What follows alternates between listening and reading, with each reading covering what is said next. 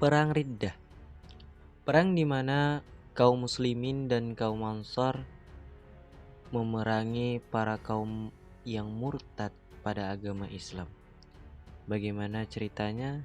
Ini adalah lanjutan dari kisah Khalid bin Walid. Sebelum masuk ke dalam ceritanya, jangan lupa like, komen, dan subscribe. Yuk masuk dalam ceritanya. Khalid bin Walid tidak pernah jauh dari sisi Rasulullah Shallallahu Alaihi Wasallam, membaktikan bakatnya yang luar biasa untuk mengabdi pada agama yang ia imani dengan sepenuh keyakinan. Bahkan untuk itu ia persembahkan seluruh hidupnya untuk Rasulullah Shallallahu Alaihi Wasallam.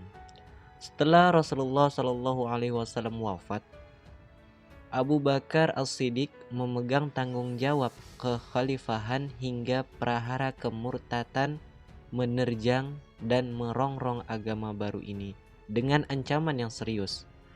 Saat itu, yang pertama-tama diperhitungkan oleh Abu Bakar adalah sang panglima dan tokoh terkemuka, Abu Sulaiman Syaifullah Khalid bin Walid. Memang benar bahwa saat itu Abu Bakar belum bergerak untuk memerangi orang-orang murtad. Itu selain dengan pasukan yang ia pimpin sendiri. Tetapi tidak menutup kemungkinan bahwa ia hendak menyimpan Khalid untuk menghadapi situasi yang genting dalam perang yang menentukan dan merupakan perang Riddah yang paling berbahaya. Khalid menjadi pahlawan dan tokoh yang inspiratif. Ketika kelompok murtad menyiapkan diri untuk melaksanakan gerakan pembangkangan yang besar, Khalifah Agung Abu Bakar merencanakan untuk memimpin pasukan langsung. Meskipun para tokoh sahabat berusaha untuk menghalang niat Abu Bakar tersebut, hal itu justru membuat tekad Abu Bakar semakin kuat. Dengan cara ini, barangkali Abu Bakar bermaksud menunjukkan penting dan sucinya persoalan yang ia serukan untuk diperangi. Dalam pandangannya, ia tidak bisa menegaskan kepentingan persoalan yang dihadapi, kecuali dengan tujuan langsung ke medan pertempuran yang berkecamuk antara kekuatan iman dan pasukan murtad yang sesat itu. Abu Bakar akan memimpin langsung sebagian, bahkan seluruh pasukannya. Gerakan Riddah atau murtad ini sangat berbahaya, meski pada awalnya tampak hanya seperti pembangkangan sporadis belaka. Gerakan tersebut dimanfaatkan oleh semua orang yang merasa terancam oleh Islam dan menanti-nanti kesempatan terbaik untuk menyerang, bahkan antar sesama kabilah Arab sendiri maupun lintas negara. Pasalnya, penguasa Romawi dan Persia pun merasakan bahaya Islam yang lebih besar. Karena itulah mereka mendorong lahirnya fitnah dengan bermain di balik layar. Api fitnah meledak di beberapa kabilah seperti kabilah Asad, kabilah Ghatfan, kabilah Abbas, kabilah Tai, dan kabilah Zubian. Begitu juga di beberapa kabilah lain seperti Bani Amir, Hawazin, Sulaim, dan Bani Tamim. Begitu perang pecah, gerakan ini segera menjelma menjadi pasukan yang ganas dan didukung oleh puluhan ribu manusia. Persengkongkolan keji itu pun disambut penduduk Bahrain, Umman, dan Mahrah. Pada kondisi inilah Islam menghadapi ujian yang paling menegangkan.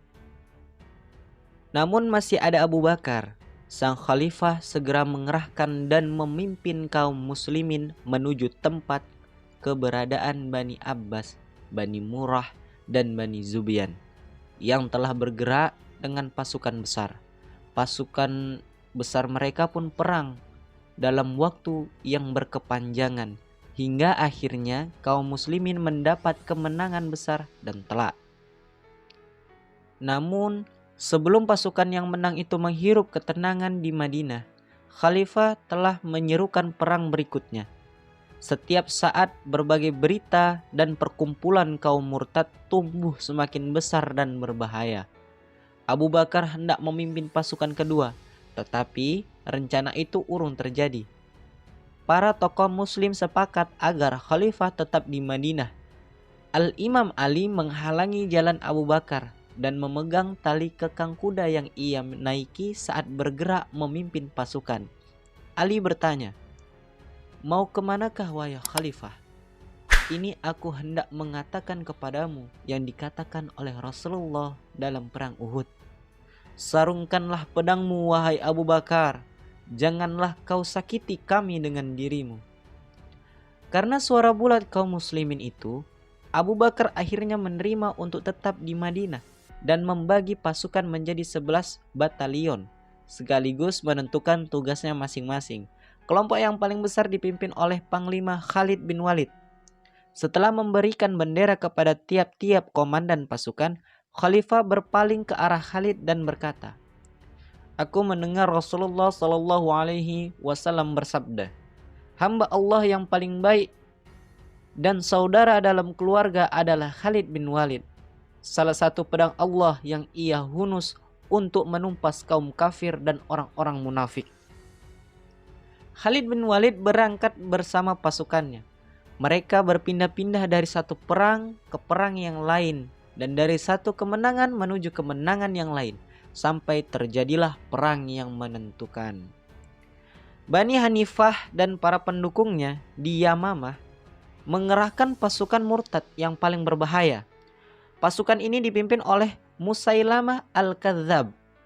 Sebagian pasukan muslim telah mencoba menghadapi pasukan Musailamah, tetapi tidak berhasil. Karena itu Khalifah memerintahkan kepada Panglima Muzaffar untuk bertolak menuju Bani Hanifah.